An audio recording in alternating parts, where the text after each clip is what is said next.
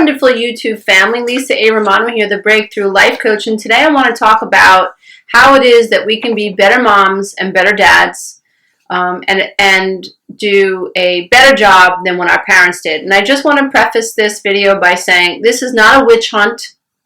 I am not pointing the finger at our moms and our dads. I'm simply trying to understand what went wrong, okay? So many of us have a difficult time saying, well, my mother did this and my mother did that. And that's part of what's keeping you stuck, dear one, because until you develop empathy for the child that you were, until you validate your story, it's very difficult to move on and feel real and get unstuck. So, I research a lot, and I've just come across, and I'm going to share a link in the description, a man by the name of Lawrence Smith. He's LCSW. He is a licensed counselor, and he has a great, well, I printed it out, as you can see, Introduction to Attachment Disorder. So he's out of Silver Springs, Maryland, and I'm going to be shouting out to him and hopefully do a video with him. So I just want to talk about what's so important for us to do for our children that was not done to us, okay? A lot of us throw the word empathy out there, an empath out there. A true empath has the ability to sort of slip into someone else's skin and feel what they're feeling and almost see the world through their eyes without interjecting our personal or their personal experience of it. So, when I was a younger mom, I was very stressed, had a lot of anxiety, was an unrecovered adult child from a dysfunctional home.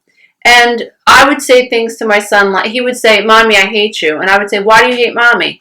"You can't hate Mommy. Mommy's a good mommy." That's not having empathy for my child.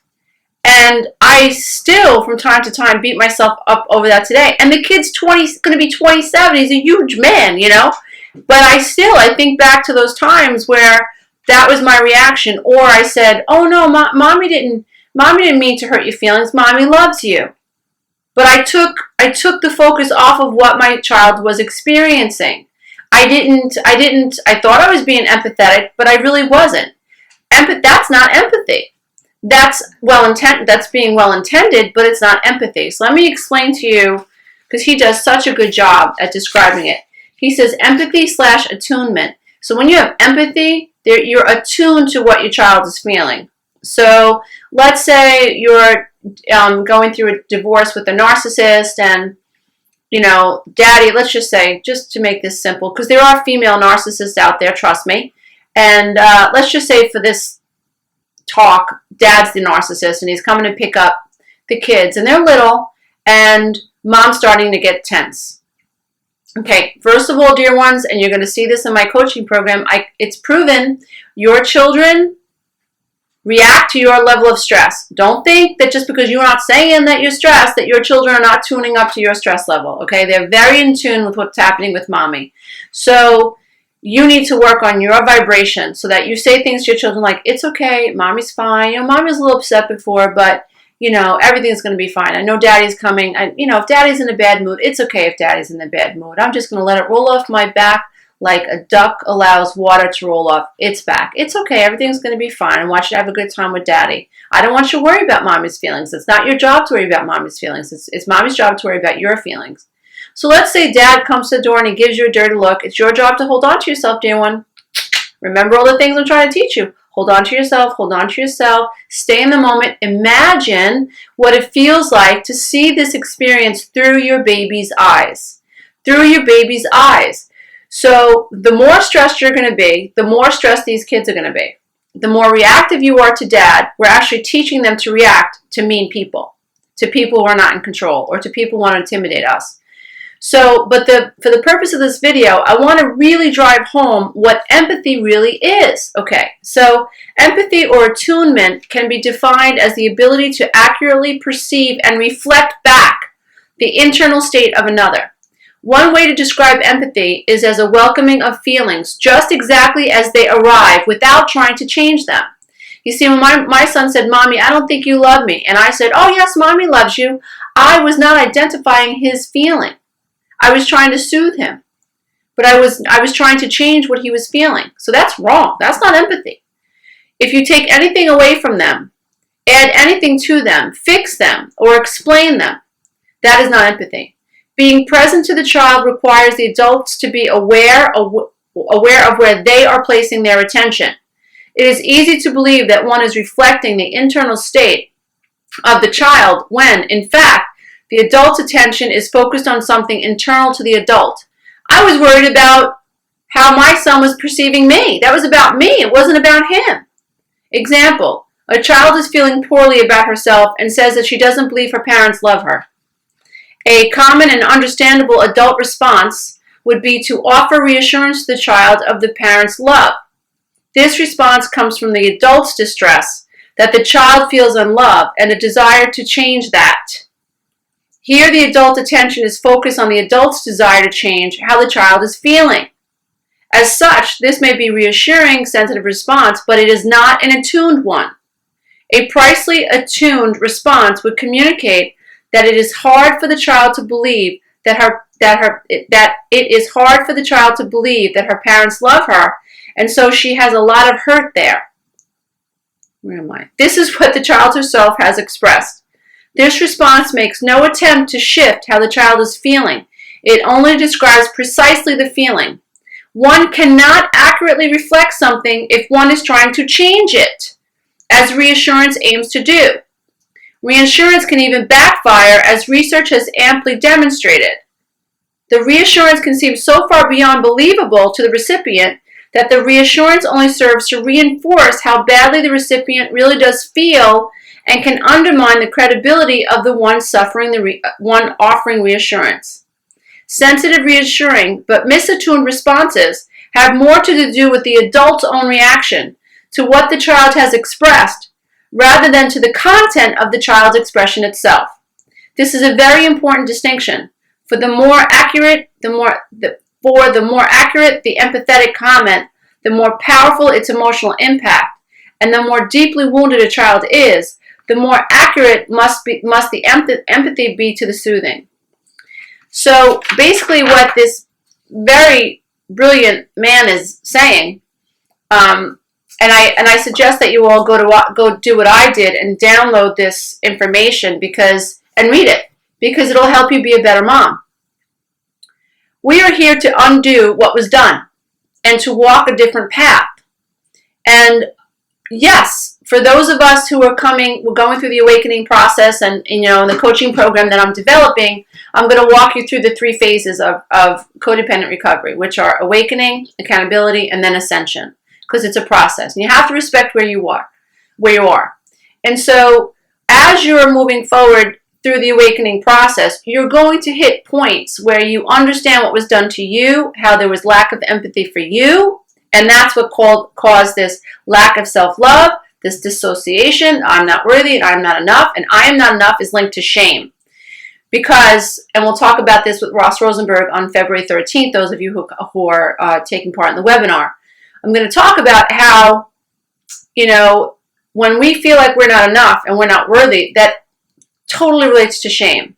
Because in childhood, when we told our parents or tried to express an emotion, we were chastised for it. We were ignored. And so the original wound gets shunted, and then on top of it, we get shamed for expressing the emotion. So it's like a double whammy. It's a double-edged sword. So it's not safe to feel your emotions. There's shame attached to what you're feeling. There's shame attached to what you're expressing. Shame, shame, shame, shame, shame. And it's not even ours. It's the result of being parented poorly by some people who were well-intended and other parents weren't so well-intended. So anyway you look at it, they're below the veil of consciousness if this was happened to you, or they don't have a psychology degree in child rearing, which who does, really? How many of us do?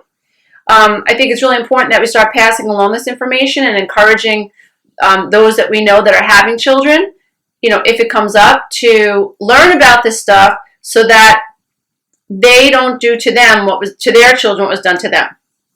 So what we have to understand that is that we're here to undo what was done to us. So yes, we're going to, in the awakening phase 1, we're going to be experiencing the pain of, oh my God, seeing exactly how our parents wounded us, which helps us disintegrate this attachment issue that we have to people who wound us, okay? Because we're going to keep recreating that. So we have to begin seeing ourselves as these victims, because you were, and that helps you dissolve the attachment issue that you're having. Okay, and then what'll happen, that's painful. We got to let that come up, all part of the process. And then we begin to see, as long as we stay on this continuum of healing, through fruition and ascension, it is inevitable that those of us who have children realize, oh my God, what have I done to my own children? I still, when I'm meditating and sometimes when I'm cooking in the kitchen, I think about one of the things that I've said to my son or my daughter, because they were like 11 and 9 when I began to awaken. So I had done a lot of damage in my unconsciousness. And still to this day, like I'll just be cooking or doing something very mundane when my level of consciousness is low and I'm not very highly aware.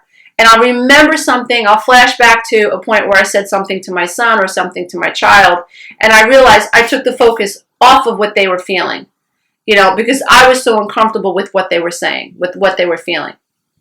So moving forward, dear ones, I really want those of you who are following my work to research what empathy is. And I'll tell you another benefit of researching what empathy is your communication with your children. Well, lots of benefits. You're going to just feel more human. I forgot the name of the doctor. Hopefully I'll remember the name of the doctor. But there's another psychologist who said something that just stuck with me. He said, children who have been taught not to feel their feelings have been lowered to an animal existence. Oh my God. No wonder we walk around feeling like aliens. Humans feel feelings. It's normal and healthy. Oh my God. But those of us from dysfunctional homes don't know this. We don't appreciate that. And then we attract people that treat us the same way that our parents did. So when you study empathy and you really develop empathy for yourself, and you have for that little person inside of you, then you have empathy for your children, you start showing up for your children, then your communication with your kids get better. They are healthier. They have more empathy for other people. They know what to expect from other people because now they're more aware of what it feels like to be respected. And so you are teaching yourself by learning more about what empathy truly is, by being able to identify what empathy is not. And so just be very careful, because I've dealt with a lot of people who have labeled themselves empaths, and they're struggling with actually experiencing the feelings of their spouses and or their children or of their family members, minus their feelings in the mix. So it's really important that we learn to differentiate and understand what true empathy is, and to especially use it with our children, and to practice. Imagine what it feels like to be your dog. Imagine what it feels like to be a tree. Imagine what it feels like to be a snowflake. I know it sounds silly, but you've got to get out of your head. Imagine what it feels like to the next time your daughter or your son is upset. Imagine what it feels like to be that frustrated little dear one. Imagine moving around, from house to house. Imagine missing her daddy. Imagine missing his daddy. Imagine being hungry. Imagine not being able to control your emotions. Imagine being frustrated because he just, his toy just broke or her toy just broke.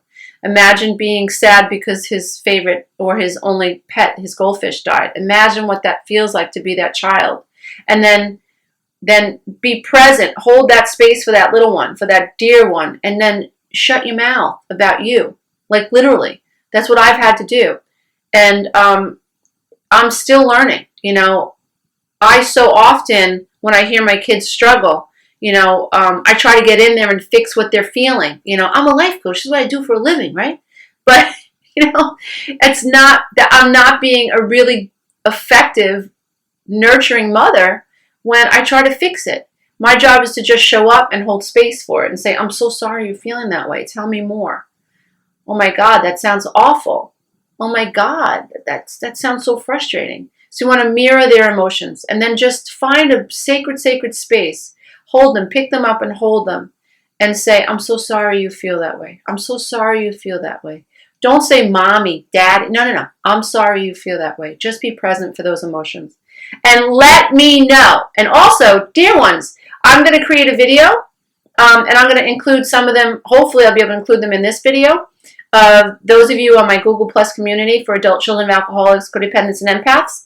And I want to showcase you guys when you were little, because it's my way of saying, I see you, namaste, and helping all of us feel more connected to self and connected to humanity. So namaste, dear ones. Thank you so much.